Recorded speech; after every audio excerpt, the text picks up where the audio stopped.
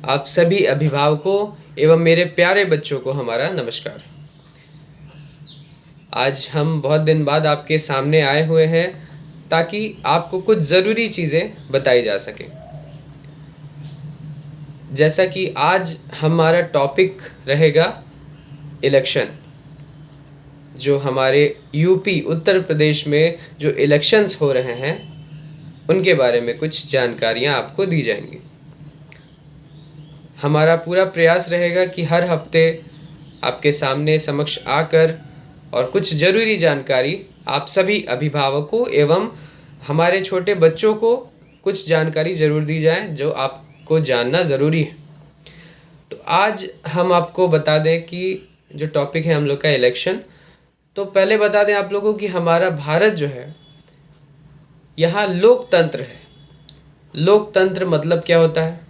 अब लोकतंत्र का मतलब होता है कि आसान शब्दों में लोकतंत्र का मतलब होता है a government for the people and by the people. मतलब एक ऐसी सरकार जो लोगों के लिए होती है और लोगों द्वारा बनाई गई होती है, इसे हम लोग लोकतंत्र कहते हैं। हमारा भारत फेडरल सिस्टम फॉलो करता है।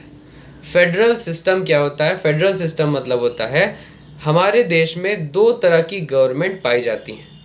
पहली गवर्नमेंट जिसको हम लोग कहते हैं सेंट्रल गवर्नमेंट, जिसको हिंदी में कहते हैं केंद्र सरकार, और दूसरी गवर्नमेंट जो होती है उसको कहते हैं हम लोग स्टेट गवर्नमेंट या फिर राज्य सरकार। ये होता है फेडरल सिस्टम। तो हम लोग की देश जो है फेडरल सिस्टम को फॉलो करता है। अभी जो इलेक्शंस हो रहे हैं ये होते हैं स्टेट असेंबली इलेक्शंस, यानी कि विधानसभा चुनाव। यही जो हम लोग के स्टेट में स्टेट्स के लिए ये इलेक्शंस होते हैं। मतलब हर राज्य को एक अपना मुखिया चुनना रहता है जो उस राज्य की कामकाज और सारी चीज़ें देखेगा।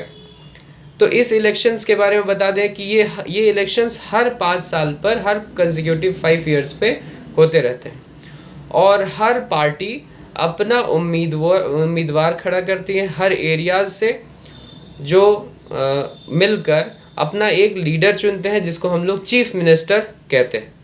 तो भारत में नहीं, यूपी में 403 सीटें होती हैं विधानसभा चुनाव में। हर पार्टी अपने 403 सीट्स के लिए कैंडिडेट खड़ा करती हैं जिस पे हर एरिया वाइज इलेक्शंस होते हैं। जैसे गोरखपुर शहरी एरिया मतलब रूरल एरिया में, अर्बन एरिया में कुछ कैंडिडेट्स खड़े हुए हैं।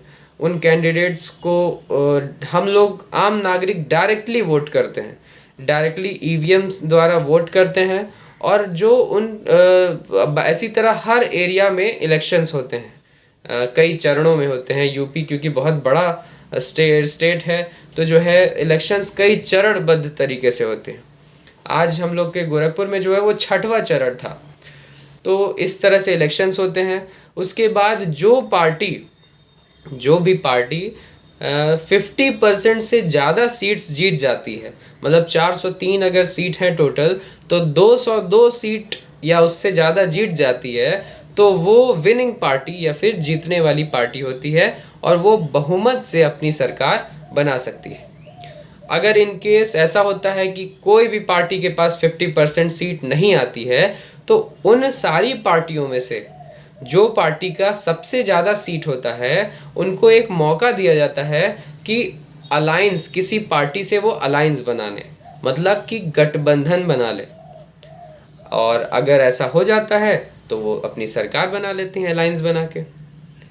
तो हम लोग जो है, ये छोटी सी जानकारी थी कि कैसे हम लोग अपने एमएलएज चुनते हैं। ये जो हम लोग चुनाव करते हैं ये अपने अपने एमएलएज चुनते हैं। हम लोग विधानसभा चुनाव में अपने अपने एमएलएज, आम नागरिक अपने अपने एमएलएज सेलेक्ट करते हैं और वो सारे एमएलएज, विनिंग पार्टी के सारे एमएलएज मिलकर अपने एक लीडर को चुनते हैं जिसको हम लोग चीफ मिनिस्टर के नाम से जानते हैं, CM of the state.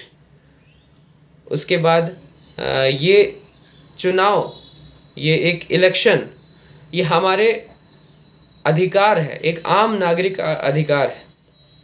Election में एक कमज़ोर से कमज़ोर नागरिक और एक ताकतवर से ताकतवर नागरिक भी अपना मत अपना मन कि वो किसकी सरकार चाहता है, वो जाकर अपना ईवीएम मशीन द्वारा इलेक्शन का वोट देकर आ जाता है। वो अपना मत प्रकट करके आ जाता है कि उसको कौन सी सरकार चाहिए या कौन सी सरकार उसके लिए सही रहेगी। तो ये जो एक मत है, ये जो हम लोग का वोट है, वो बहुत ही आवश्यक चीज़ है और आप सभी को ये चीज़ जानना चाहिए कि हमारे एक वोट से बहुत फ़र्क पड़ सकता है। तो अपील तो सबसे यही रहती है कि अपने घरों से उठें और जाकर इलेक्शन में वोट दें, ताकि सही सरकार चुनने में मदद हो सके।